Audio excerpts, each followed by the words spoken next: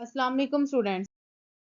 Hope you all doing well in great state of Iman. Today we are going to learn chemistry grade 9 chapter number 2 the structure of an atom, and today our topic is ionization of atom by a radioactive source. And as usual, before starting our topic, I want to tell you an interesting story about this topic.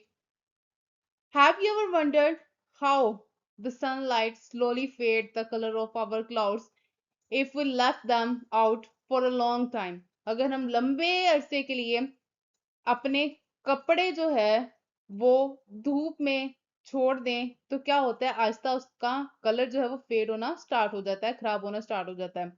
ठीक है, बेशक हमें सूरज की जो radiations हैं वो तमाम की तमाम नजर नहीं आती, लेकिन उन तमाम का अफेक्ट होता है एवरी मैटर पे। हर मैटर जो है वो अफेक्ट होता है रेडिएशंस कमिंग फ्रॉम द सन। ठीक है, इसी तरह से रेडियो एक्टिव जो हमारे एलिमेंट्स होते हैं वो रेडिएशन एमिट करते हैं जो इनविजिबल होती हैं हमारे लिए, लेकिन वो क्या करती हैं जी, knock out the electrons out of the atoms। Electron को एटम से बाहर निकालती हैं। ठीक है, जिसके नतीजे में क्या होता है जी, हमारा एटम जो पहले एक न्यूट्रल पार्टिकल होता है वो एक आयन में चेंज हो जाता है। ठीक है, जिसे हम केटाइन बोलते हैं, पॉजिटिव आयन। तो and today our topic is ionization of atom by radioactive sources. Radioactive sources से किस तरह एक एटम जो है वो आयनाइज होता है, आयंस में कैसे चेंज होता है। ठीक है, ये आज के लेक्चर में हमने स्टडी करना है।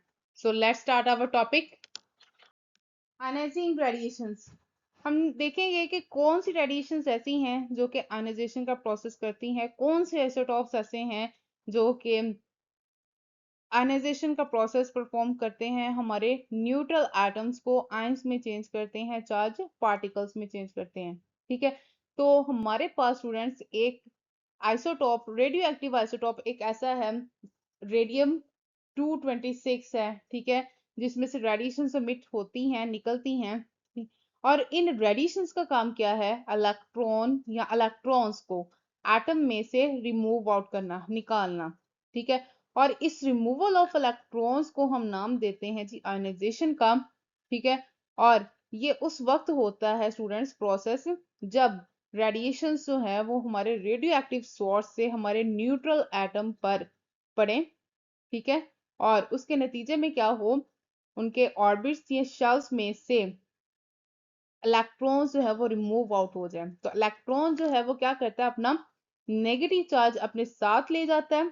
ठीक है, तो पीछे जो है वो पॉजिटिव चार्ज की अमाउंट ज्यादा हो जाती है, जिसकी वजह से क्या होता है, हमारा एटम जो है वो पॉजिटिव चार्ज आयन में चेंज हो जाता है, जिसे हम केटाइन बोलते हैं। ठीक है, एनर्जी रिक्वायरमेंट। अब इलेक्ट्रॉन की रिमूवल के लिए जो है वो एनर्जी भी तो रिक्वायर होती है।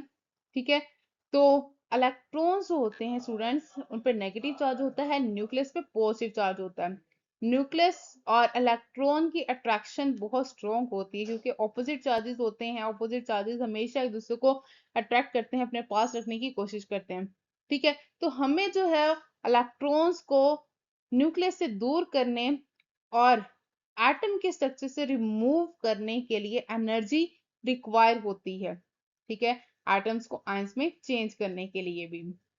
ठीक है, तो वो एनर्जी कहाँ से आती है स्टूडेंट्स, वो एनर्जी आती है हमारे रेडियो एक्टिव आइसोटॉप से। Ionising radiation should have enough energy.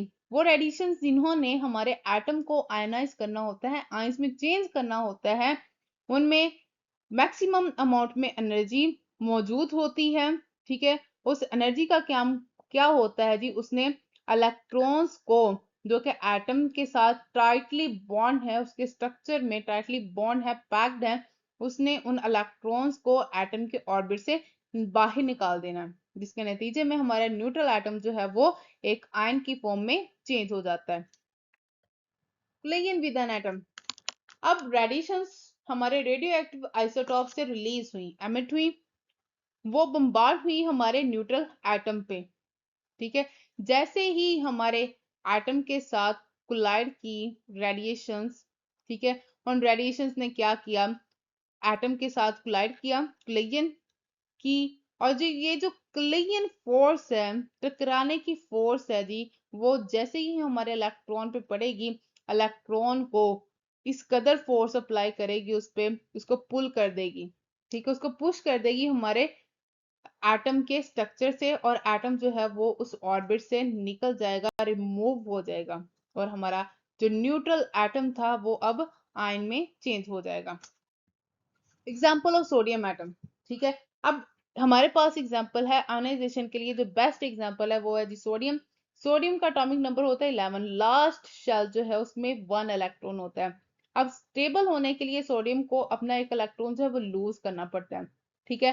तो ये एक हमारे पास कह लें कि आसान टारगेट होता है कि हम इसमें से एक एक्स्ट्रा इलेक्ट्रॉन जो है उसको निकाल दें, ताकि ऑक्टेट रूल कंप्लीट हो जाए उसका, सोडियम का, ठीक है। तो हम क्या करते हैं, रेडियो एक्टिव आइसोटोप को लेके उसके ऊपर बम्बार्टमेंट करते हैं रेडिएशंस की सोडियम के एटम पर, और नतीजे में क्या होता है, हमारा एक इलेक्ट्रॉन जो है वो सोडियम के शेल में से रिलीज आउट हो जाता है, और हमारे पास आयन की फॉर्म में सोडियम बन जाता है। Formation of a positive ion.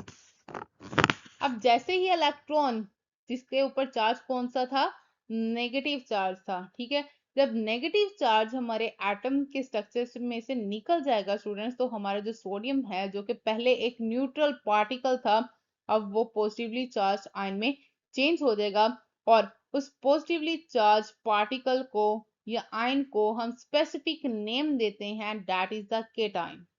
Cation जो है वो पॉजिटिव चार्ज पार्टिकल को कहते हैं, ठीक है। अब केटाइन जो है वो कोई भी हो सकता है, सोडियम का हो सकता है, पोटेशियम का हो सकता है, किसी का भी हो सकता है जिसमें से इलेक्ट्रॉन जो है वो रिमूव हुआ है, ठीक है। लास्ट पे जी इस पूरे लेक्चर की समरी के हमने इस पूरे लेक्चर में क्या पढ़ा, सबसे पहले हमने देखा कि रेडिएशन जो है वो रेडियो एक्टिव आइसोटॉप्स में से निकलती हैं, एमिट होती हैं, ठीक है, और क्या कॉज करती हैं, आयनाइजेशन करती हैं। आयनाइजेशन हमने देखा कि क्या है, इलेक्ट्रॉन रिलीजिंग प्रोसेस है हमारे एटम में से, उसके नतीजे में क्या होता है कि हमारा एटम जो है वो केटायन की फॉर्म में चेंज हो जाता है, ठीक है।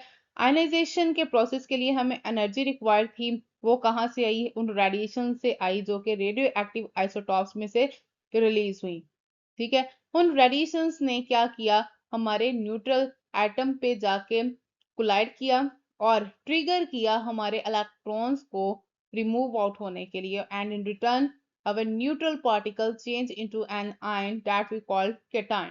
तो ये था जी आज का हमारा topic. Hope you will understand everything, but if you don't understand anything, you can ask me in the comment section. I'm available for you every time here. Okay जी, मिलते हैं नेक्स्ट वीडियो में। अल्लाह हाफिज।